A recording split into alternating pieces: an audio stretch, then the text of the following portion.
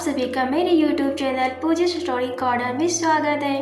पिछले एपिसोड में आपने देखा कि कुणाल मेहरा अहाना को लेकर बहुत ज़्यादा पॉजिटिव होता है और डॉक्टर राजीव के माथों के बीचों बीच पिस्तौल तान देता है।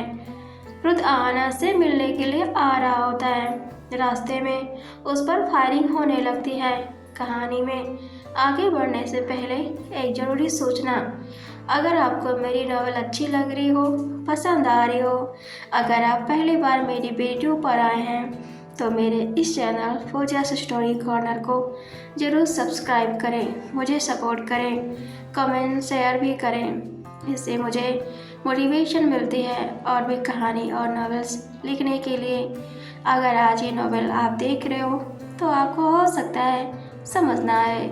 नॉवेल को अच्छी तरह से समझने के लिए, इस नॉवेल को अच्छी तरह से जानने के लिए आपको मेरे इस नॉवेल्स के पिछले सभी पार्ट को ज़रूर देखने की आवश्यकता है ताकि नॉवेल्स अच्छी तरह समझ सके। सो बढ़ते हैं बिना देरी के अपने novels when I first meet. तो नॉवेल्स में आगे सुनते हैं। रुद्र अपने पिस्तौल निकालने ही वाला होता है कि बड़ा भाई उसके हाथ में गोली चला देता है, जिससे रुद्र के हाथ से उसके पिस्तौल नीचे गिर जाती है। बड़ा भाई बोलता है, रुद्र तुम अब बच नहीं सकते हो। बड़ा भाई रिया सेन को एक हाथ से उसका हाथ पकड़ के जंगल से सड़क पार आता है। उसके दूसरे हाथ में पिस्तौल होती है। बड़े भाई के गुंडे जैसे ही रुद्र को पकड़ने के लिए आते हैं, उनकी पिटाई शुरू कर देता है। उसका एक हाथ जख्मी है, फिर भी रुद्र सभी को मार पीट के सबका ढेर लगा देता है। बड़ा भाई पास उसके पैरों पर फायरिंग करता है। रुद्र फिर भी नहीं रुक रहा होता है। फिर उसने रुद्र के कंधे पर फायरिंग की। रुद्र अपनी कार पर जा टकराया और वो बड़े भाई को गुस्से भरी नज़रों से देखता है। बोलता है, तुमने बहुत बड़ी गलती कर दी है।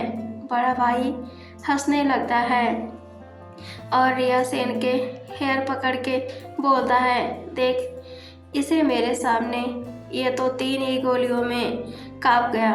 तो क्या कह रही थी, हाँ, कि तुझे देखना है कि रुद्र मेरे साथ क्या क्या करता है। फिर जोर जोर से हंसने लगता है। उधर अहाना अचानक से चीख के बेड से उठती है, बोलती है, नहीं। सब लोग उसके आसपास इकट्ठा हो जाते हैं। उसकी सौतेली माँ पूछने लगती है, क्या हुआ बेटा, तुमने कोई बुरा सपना देखा। अहाना सबको बड़े आश्चर्यचकित नज़रों से देखती है और बोलती है, मैं अभी कहाँ हूँ माँ। तो उसकी सौतेली माँ बोलती है, हॉस्पिटल में तुमने फांसी लगाने की कोशिश की थी, इसलिए तुमको बचाने के लिए यहाँ लेकर आई हूँ, नहीं तो मैं तुम्हें भी खो चुकी होती। आना जोर जोर से रोने लगती है। आना बोलती है, माँ मुझे यहाँ से जाना है, आप लोग हटे यहाँ से। तभी डॉक्टर राजीव गुप्ता आता है और बोलता है, नहीं, तुम अभी ठीक से रिकवर नहीं हुई हो तो तुमको अभी हम जाने नहीं दे सकते हैं। आहाना रोते हुए बोलती है, प्लीज़ उसकी जान खतरे में है, प्लीज़ मुझे जाने दीजिए डॉक्टर। वो डॉक्टर के सामने हाथ जोड़ने लगती है। डॉक्टर मान नहीं रहा होता है तो आहाना सबको धक्का देते हुए बाहर की तरफ भागती है। सब लोग उसके पीछे होते हैं, जो भी उसके सामने मिलता सबको धक्का देते हुए निकल रही होती है। कई बार गिर भी जाती है क्योंकि अहाना अभी बहुत कमज़ोर है। फिर भी वो हार नहीं मानती है, कैसे भी करके बाहर निकल जाती है और बाहर टैक्सी वाले को बोलती है, भैया मुझे ऐसी जगह ले चलो जहाँ जंगल है बहुत बड़ा। टैक्सी ड्राइवर बोला, मैडम यहाँ सिर्फ एक ही जंगल है, वो भी शहर से 50 किलोमीटर दूर। आहाना बोलती है, कोई बात नहीं, आप चलें। वो अपने कान में पहने सोने की वाली को टैक्सी ड्राइवर को निकाल के देती है और बोलती है, अभी के लिए मेरे पास यही है, प्लीज़ जल्दी चलो।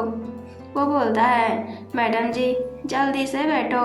अहाना टैक्सी में बैठ जाती है और हाथ जोड़कर ईश्वर से प्रार्थना कर रही होती है, प्लीज़ उसे ठीक रखना।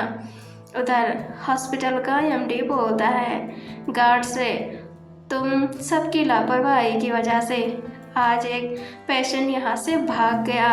अहाना की माँ बोलती है, पता नहीं मेरी बेटी कहाँ है और किसके पीछे गई है। कुणाल महिला को हॉस्पिटल से किसी ने कॉल करके बता दिया तो वो बौखलाकर हॉस्पिटल आता है और एमडी से गुस्से में बोलता है, मुझे तुरंत सीसीटीवी दिखाओ, उसमें ज़रूर दिखी होगी कि वो कहाँ गई होगी। कुणाल देखता है अहाना एक टैक्सी ड्राइवर से बात कर रही होती है और उसे अपने कान की बाली उतार के दे रही है। बोलता है, मुझे इस टैक्सी का नंबर दो।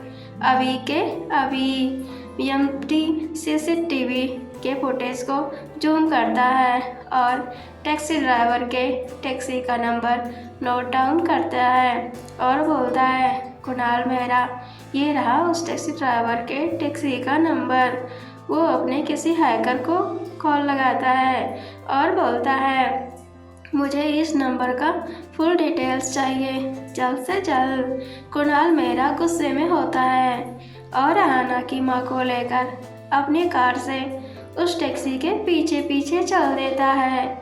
उसे सारी डिटेल्स मिल जाती हैं और बोलता है, उस टैक्सी ड्राइवर के नंबर को ट्रेस करो और मुझे लोकेशन दो उसकी। उसे लोकेशन मिल जाता है और उसका पीछा करने लगता है। उधर रुद को बड़ा भाई उसे जंगल में घसीटते हुए लेकर जाता है।